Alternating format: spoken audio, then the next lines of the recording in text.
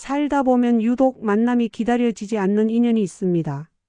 분명 오랜 시간을 함께 온 친구인데 대화의 끝엔 항상 그 친구의 잘난 점, 자녀의 성공, 새로 산 물건 이야기만 가득합니다. 우리는 예의라는 이름으로 그들의 무대 위에서 기꺼이 관객이 되어 주었지만 정작 내 마음의 빈자리는 누구도 채워주지 않습니다. 특히 인생의 중반을 넘어선 40대부터 완숙기에 접어든 70대까지 우리에게 남은 시간은 무엇보다 소중합니다. 이제는 내 귀한 에너지를 갉아먹는 관계를 정리하고 진정한 내면의 평화를 찾아야 할 때입니다. 자랑질만 일삼는 친구를 어떻게 우아하게 끊어내고 내 삶의 품격을 지킬 수 있는지 그 깊은 통찰과 구체적인 방법들을 전해드립니다. 첫 번째로 우리가 반드시 깨달아야 할 사실은 상대의 멈추지 않는 자랑이 사실은 그들의 깊은 결핍에서 나오는 비명이라는 점입니다. 심리학적으로 볼 때 과도한 자랑은 건강한 자존감이 아닌 심각하게 낮은 자존감의 역설적인 표현입니다. 스스로가 충분히 가치 있다고 믿는 사람은 타인의 확인이나 부러움 섞인 시선에 목매지 않습니다. 그들이 내뱉는 나 이만큼 잘 나가라는 말은 사실. 제발 나를 가치 있는 사람으로 봐줘. 나 사실은 잊혀질까 봐 너무 불안해라는 처절한 구걸에 가깝습니다. 그들은 당신을 대등한 친구로 생각하는 것이 아니라 자신의 불안을 잠재워줄 박수 부대이자 자신을 돋보이게 할 배경으로 이용하고 있는 것입니다. 이 본질을 꿰뚫어 보는 순간 상대의 자랑질에 휘둘리던 내 마음에는 미움 대신 차분한 냉정함이 자리 잡게 됩니다. 그들의 말은 당신의 현실을 깎아내리는 화살이 아니라 그저 공허한 공간을 채우려는 그들만의 독백일 뿐입니다. 이제는 그들에 가면 무도회에서 박수를 쳐주는 덜러리 역할을 그만두어도 괜찮습니다. 두 번째로 우리가 왜 이토록 불편한 관계를 쉽게 정리하지 못하는지 그 심리적 원인을 정면으로 마주해야 합니다. 많은 이들이 애정이나 의리라는 이름으로 고통을 참아냅니다. 우리가 함께한 세월이 얼마인데 이 친구마저 없으면 정말 혼자가 될까? 바라는 두려움이 발목을 잡습니다. 하지만 명심하십시오. 나를 존중하지 않는 사람과 함께하며 느끼는 고독은 혼자 있을 때 느끼는 고독보다 훨씬 더 파괴적입니다. 자랑쟁이 친구와 함께하는 시간 동안 당신의 자존감은 서서히 마모됩니다. 상대의 성공과 나의 현실을 끊임없이 비교하게 되고 대화가 끝난 후에는 나는 그동안 무엇을 했나라는 자괴감만 남게 됩니다. 이것은 단순한 스트레스가 아니라 정서적인 폭력입니다. 나무도 건강하게 자라기 위해서는 썩은 가지를 쳐내는 전지 작업이 필요하듯 인간관계 또한 주기적인 정리가 필요합니다. 이제는 착한 사람이라는 가면을 벗고 오직 나에게 좋은 사람이 되기로 결심하는 용기가 필요합니다. 세 번째로 실전적인 대응 방법인 리액션 다이어트를 시작하십시오. 자랑질을 즐기는 사람들에게 가장 강력한 보상은 당신의 격한 반응입니다. 그동안 우리는 사회적 예의를 지키기 위해 정말 대단하다, 어머 좋겠다라며 풍부한 리액션을 해주었을 것입니다.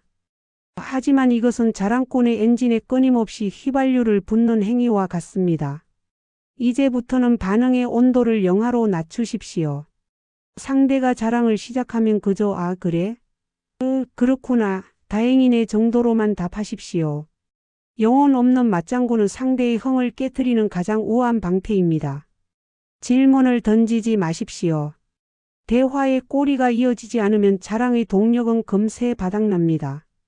당신의 반응이 미지근해지면 자랑질로 어떤 쾌감이 사라진 상대는 자연스럽게 당신을 재미없는 청중으로 분류하고 스스로 다른 타깃을 찾아 떠나게 될 것입니다.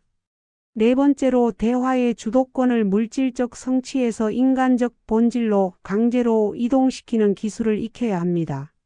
상대가 새로 산 비싼 물건이나 자식의 사회적 성취를 자랑한다면 그 결과물에 집중하지 말고 그 사람의 내면에 질문을 던지십시오. 예를 들어 친구가 우리 애가 이번에 큰 상을 받고 승진했어라고 말한다면 축하해. 근데 너 그동안 뒷바라지 하느라 고생 많았잖아. 이제 내 마음은 좀 편하니? 요새 내 건강은 어때? 라고 물어보는 식입니다. 자랑이 목적인 사람은 이런 깊이 있는 대화를 매우 불편해합니다. 자신의 화려한 껍데기를 보여주고 싶은데 자꾸만 자신의 알맹이를 묻는 당신을 보며 이 친구랑은 대화가 안 통하네라고 느끼게 될 것입니다. 화제를 자랑거리에서 사람으로 돌리는 것만으로도 무의미한 과시욕의 흐름을 끊어낼 수 있습니다. 5번째로 물리적인 거리를 두는 바쁜 척이 아닌 자기 집중의 시간을 선언하십시오. 관계를 끊을 때 굳이 너랑 절교야라고 선언하며 감정을 소모할 필요는 없습니다. 가장 세련된 방식은 안개처럼 서서히 멀어지는 것입니다. 모임 제안이 오면 요즘 내가 나 자신을 돌보고 공부하는 시간이 필요해서 당분간 개인적인 모임은 쉬려고 해라고 정중히 알리십시오. 이것은 상대를 거부하는 것이 아니라 나의 삶을 우선순위에 두겠다는 선언입니다. 명분이 뚜렷하기 때문에 상대방이 비난할 여지도 적습니다. 만남의 횟수를 서서히 줄여나가며 그 빈자리를 타인의 소식이 아닌 나의 취미와 사색으로 채워나가십시오. 내가 나 자신과 친해질수록 자랑쟁이 친구가 주는 소음은 점점 더 멀게 느껴질 것입니다. 6번째로 비워진 자리에 찾아오는 고독의 유익을 즐기십시오. 많은 분이 친구를 정리하면 외톨이가 될까 봐 두려워하지만 사실은 정반대입니다. 에너지를 뺏기만 하는 사람들을 정리하고 나면 비로소 내 주변에 나를 진심으로 아껴주는 진정한 인연들이 보이기 시작합니다. 나의 작은 기쁨에 자기 일처럼 기뻐해주는 사람, 화려한 자랑거리가 없어도 침묵 속에 편안함을 공유할 수 있는 사람, 서로의 부족함을 보듬어주는 건강한 관계는 내가 먼저 나쁜 관계를 끊어낼 용기를 낼 때 비로소 찾아옵니다. 낡고 썩은 가지를 쳐내야 비로소 새로운 잎이 돋아나듯 당신의 인생 정원도 정리가 필요합니다.